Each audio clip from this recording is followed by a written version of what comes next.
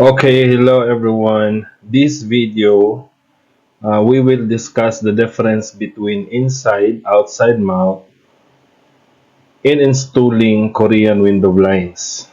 Okay, so dito as you see, ito yung pag-install ng inside mount. Nasa loob siya. Okay, as you see. Then, of course, no, optional siya pag ganito. May iba kasi gusto nila sa loob i-install. Yung iba gusto nila kahit pwedeng i-install sa loob, pwede siyang inside mount. Ang gusto nila is outside mount, no? Pero kung kami yung tatanungin, ako personally, prefer ko na i-install siya inside mount.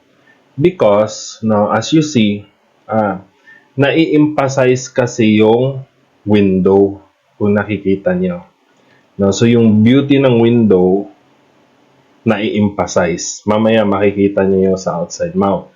Ngayon, sa inside mount, at least 8 cm yung lapad ng paglalagyan. Okay, so para siya ma-install natin sa inside mount.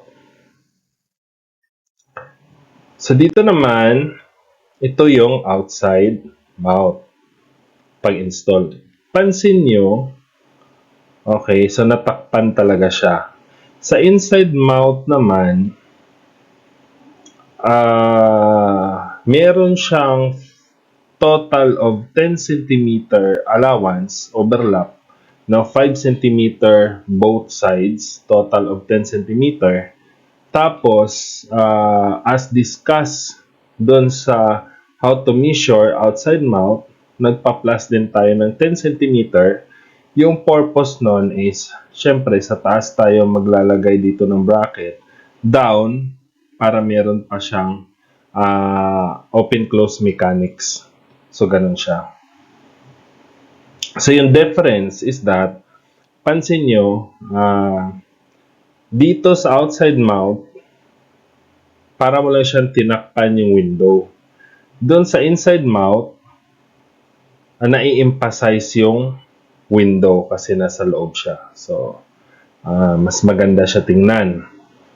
Pero pag outside mount, wala talagang option na pwede siyang inside, no? Ganon siya. Kasi wala siya yung sinasabi namin na 8 cm allowance na pwede siyang ilagay sa loob. So, pansin nyo, ito yan. Inside mount, outside mount. So, kita nyo, nasa loob siya. So, nakikita yung beauty ng window, yung frame. Ito naman, outside mount. Tinakpan lang siya. Okay. So, next, ito. No? So, maganda naman. Parehas naman maganda. Pero pag may option na inside, most probably sa akin, we suggest na inside. No? Pero pag, syempre, pag outside, wala namang option tayo. So, ganon. Okay. So, that's all for now. Pinakita ko lang yung difference ng inside mount at yung outside mount.